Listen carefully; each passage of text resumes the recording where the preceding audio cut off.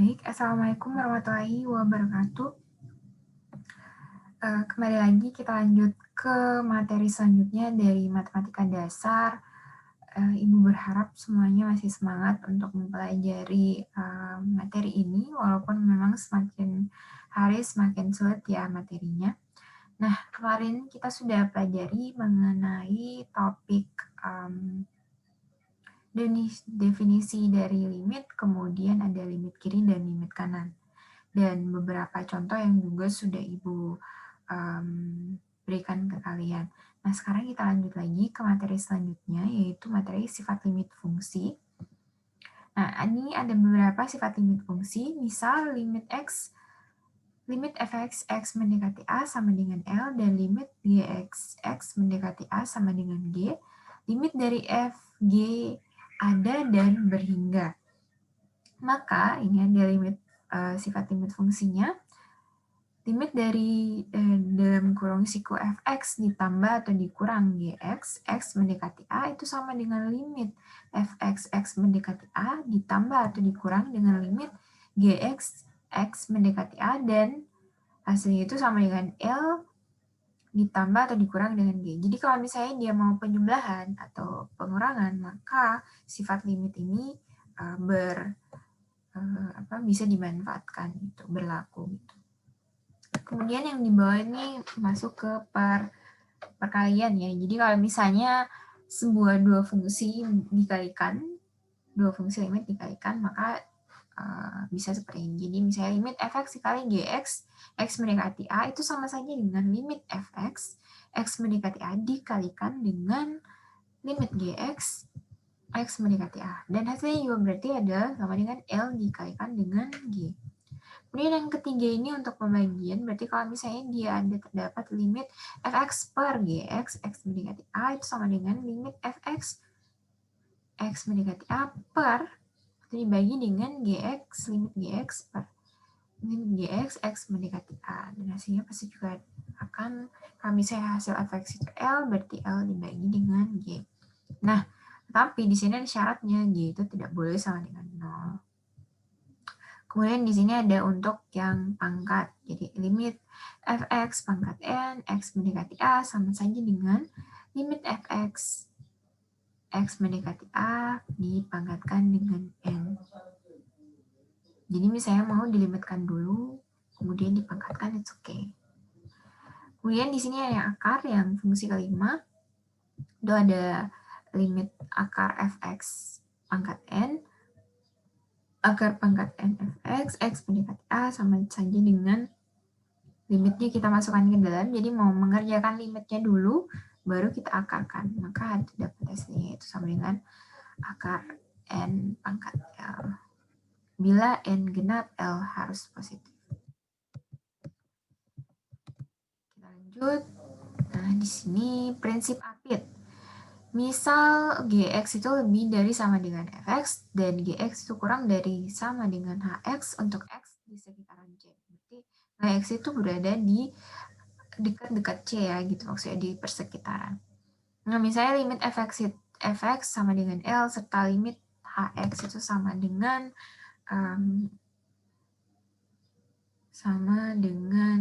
L, maka limit gx itu juga sama dengan L. Nah, di sini ada contoh, misalkan ada limit x kurang 1 kuadrat dikalisin 1 per x kurang 1, x mendekati 1. Disuruh kita mengerjakan ini ya. Nah, cara menyelesaikannya adalah kita cari dulu persekitaran dari sin seper x kurang 1-nya itu berada di mana. Ternyata kita cari dulu limit x kurang 1. Berarti limit x kurang 1 itu berarti berada di antara 1 dan minus 1 gitu. Ini. Nah, kemudian kita terapkan fungsi ini ke dalam contohnya untuk fungsi limit yang ingin kita kerjakan di atas ini gitu. Berarti di sini kita masukkan, di sini ada minus x kurang 1 kuadrat. Kemudian yang di kanan itu ada x kurang 1 kuadrat, tapi dia positif, yang di kiri negatif. Kemudian yang di tengah itu adalah fungsi yang ingin kita kerjakan. Berarti hasil limit dari X kurang 1 kuadrat kali sin seper X kurang 1 itu berada di antara X kurang 1 kuadrat positif kalau di sebelah kanan dan negatif X kurang 1 kuadrat di yang sebelah kirinya, batas kirinya ya. Nah, di sini kita disuruh berarti selesaikan dulu limit X kurang 1 kuadratnya, yang negatif dan yang positif. Yang negatif di sini bisa kita selesaikan dengan cara yang biasa ya. Menyelesaikan limit biasa itu sudah Ibu ajarkan, jadi langsung lakukan saja nilai X-nya. Nah, X-nya di sini kita punya nilai X1, maka 1 kurang 1 itu adalah 0, 0 kuadrat itu adalah 0. Walaupun dia negatif, 0 tetap 0 ya. Kemudian maka didapatkan limit minus X kurang 1 kuadrat itu adalah 0. Kemudian kita cari yang X kurang 1 kuadrat juga sama walaupun dia positif. Tetap hasilnya 0 juga. Maka di sini bisa didapatkan hasil limit dari X kurang 1 kuadrat kali sin seper X kurang 1 itu maka hasilnya juga adalah 0. Karena dibilang di sini nilai dari X kurang 1 kuadrat sin seper X kurang 1 itu berada di sekitaran hasil limit yang sebelah kanan dan hasil limit yang sebelah kiri. Sedangkan kedua limit kanan yang sebelah ini dan yang ini juga menghasilkan nilai 0. Maka yang di tengah pasti nilainya juga adalah 0. Kita lanjut lagi ya, ini prinsip apit, berarti kita bisa mendapatkan sebuah hasil fungsi berdasarkan nilai apitnya gitu. Kemudian kita lanjut ke limit fungsi trigonometri. Nah, di sini kita punya 3 sifat dari fungsi trigonometri. Jadi misalnya kita punya limit sin X per X, X mendekati 0, maka didapatkan hasilnya itu adalah sama dengan 1. Berarti sin 0 per 0 sama dengan 1. Kemudian dari cos X, X mendekati 0 itu adalah 1. Kemudian lim tan X per X, X mendekati 0 juga hasilnya sama dengan 1. Nah, kita jadikan ketiga sifat ini untuk bisa menyelesaikan masalah limit fungsi trigonometri yang ada di bawah atau yang nanti yang kita akan selesaikan. Pertama, soalnya ini adalah yang sebelah kiri. Itu adalah limit 3x tambah sin 4x per 5x kurang tan 2x, x mendekati 0. Kita disuruh cari hasilnya berapa.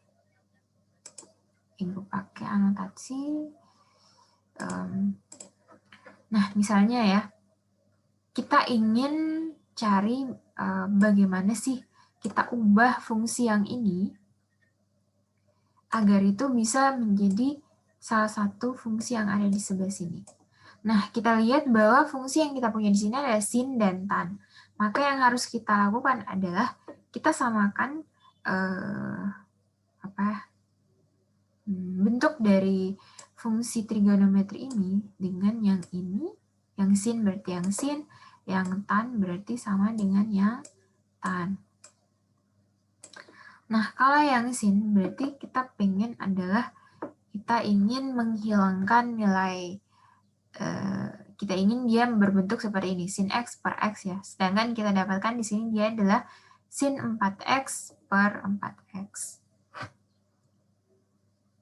Yang harus kita lakukan adalah kita mau bisa membagi sin 4X ini dengan X. Berarti kalau misalnya Ibu minta adalah jadi seperti ini. 3X per X ditambah sin 4X per X. Maka didapatkan berapa? Maka didapatkan ada 3 ditambah sin 4X. Maaf ya tulisannya jelek karenanya pakai mouse. X. Terus kenapa bisa seperti ini? Nah, untuk bisa seperti itu kita masih berusaha lagi membuat fungsi sin 4X per X ini sama dengan ini. Ingat, ini koefisiennya sama, koefisiennya adalah 1. Sama-sama 1. Maka kalau di atasnya 4, di bawahnya juga harus 4. bagaimana sampai yang fungsi ini bisa kita ubah menjadi sin 4x per x, maka berarti kita harus kalikan dia dengan berapa? 4 per 4. 4 per 4 kan sama dengan 1. Jadi kalaupun dikalikan, it's okay.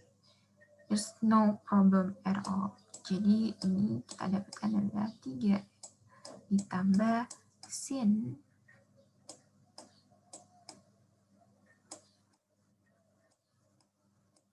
4x.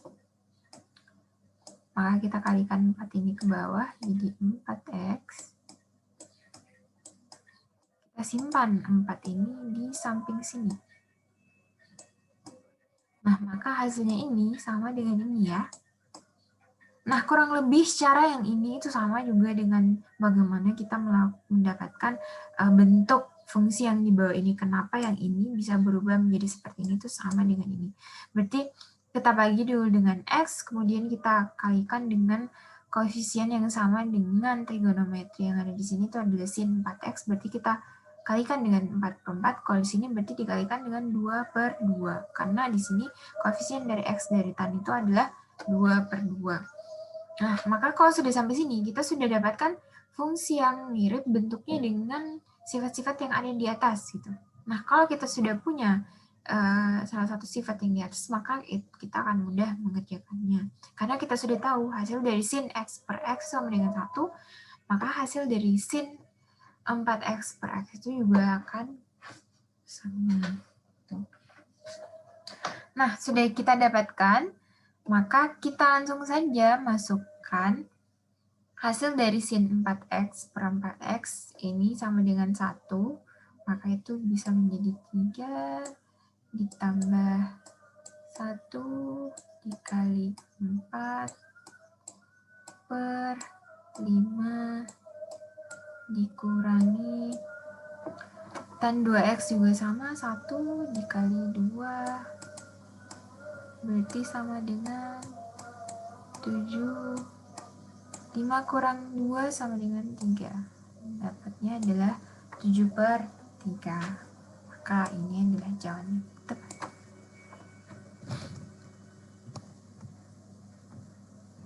Sudah selesai, Bu harap bisa mengerti ya. Jadi kita cari cara bagaimana untuk bisa membuat bentuk dari trigonometri ini bisa mirip dengan sifat-sifat yang ada di atas, supaya kita bisa mendapatkan hasil dari limitnya dengan mudah dan cepat. Oke, kita clear semua drawing. Kita lanjut ke soal latihan nanti akan Ibu berikan. Kita langsung saja ke materi yang selanjutnya, yaitu limit Tahingga dan limit di Tahingga. Limit Tahingga misalkan limit fx, x mendekati a itu sama dengan L tidak sama dengan 0, dan limit gx, x mendekati a sama dengan 0, maka limit fx per gx, x mendekati a itu sama dengan, ada 2 hasilnya, ada 4 hasilnya. Ada yang positif tak berhingga jika L lebih dari 0, dan x mendekati 0 dari arah atas. Kemudian yang kedua itu negatif tak berhingga jika L lebih dari 0 dan Gx mendekati 0 dari bawah. Kemudian tak berhingga positif jika L kurang dari 0 dan Gx mendekati 0 dari bawah. Kemudian tak berhingga negatif jika L kurang dari 0, Gx mendekati 0 dari atas.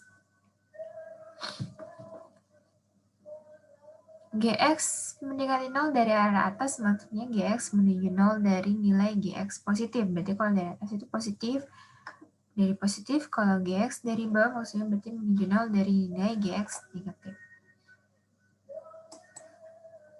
Nah, di sini ada contohnya. Jadi, ingat, itu penting sekali mengetahui dari mana sih arah datang nilainya. Apakah dia dari atas berarti dari positif, apakah dia dari bawah atau dari nilai negatif. Nah, contoh bagaimana kita mau menjelaskan, Ibu jelaskan satu soal saja ya, nanti kalian bisa baca-baca lagi selanjutnya untuk soal yang lain. Menurut Ibu pasti bisa kalian mengerti. Di sini limit x kuadrat tambah 1, x mendekati 1, itu di sini ada tanda minus, berarti dari kiri ya. sama dengan 2 itu lebih dari 0. Di sini dijelaskan. Hasilnya itu adalah maunya negatif tak berhingga atau positif tak berhingga. Kalau misalnya negatif tak berhingga, kenapa negatif tak berhingga? Atau misalnya positif tak berhingga, kenapa sampai positif tak berhingga gitu hasilnya. Nah, di sini sudah dicari tahu ya tadi Gx, nilai Gx itu berpengaruh dari atas atau dari bawah. Di sini Gx-nya adalah sama dengan X kurang 1. Sini ya, karena Gx yang di bawah berarti X kurang 1 akan menuju 0 dari arah bawah, karena X menuju 1 dari arah kiri. Ini ya, X menuju 1 dari arah kiri. X berarti lebih kecil dari 1. Kalau misalnya Ibu mau gambar, ini, misalnya ini seperti ini. Kalau dari arah kiri, berarti dari arah kiri seperti ini.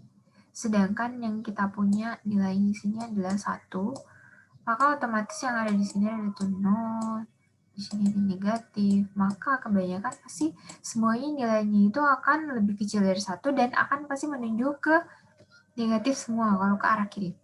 Nah, kalau kita misalnya sudah tahu bahwa nilai X ini nantinya akan menjadi minus terusnya, maka ke depannya nilai X pun jika ini positif, kalau dibagi dengan nilai yang negatif, maka hasilnya akan tetap bernilai negatif.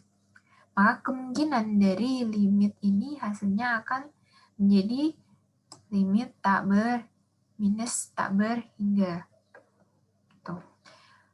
Kemudian yang kedua lah, Ibu kasih contoh yang kedua. Kenapa dia positif tak berhingga? Di sini bisa dilihat, itu ada X kuadrat, dan X kuadrat tambah 1 sama dengan 2. Ini ya, soal yang B. Kemudian dia dari X mendekati minus 1, tapi dari arah kiri juga. Nah, di sini kita tahu, Gx-nya itu ternyata fungsinya adalah X kuadrat kurang 1. Berarti X-nya itu kuadrat akan menuju 0 dari arah atas karena X mendekati minus 1 dari kiri, berarti X lebih kecil dari minus 1. Tapi karena fungsinya itu kuadrat, jadi kalau selalu misalnya ke kiri minus, kalau dikuadratkan pun dia akan tetap menjadi positif, maka hasil ini yang di atas misalnya positif, di bawah juga positif, maka di bawahnya juga akan positif ya. Saya rasa semuanya sudah clear.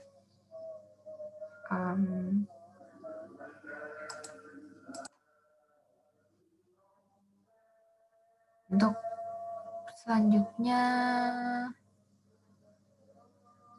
Ibu stop sampai sini dulu videonya. Terima kasih atas perhatiannya. Wassalamualaikum warahmatullahi wabarakatuh.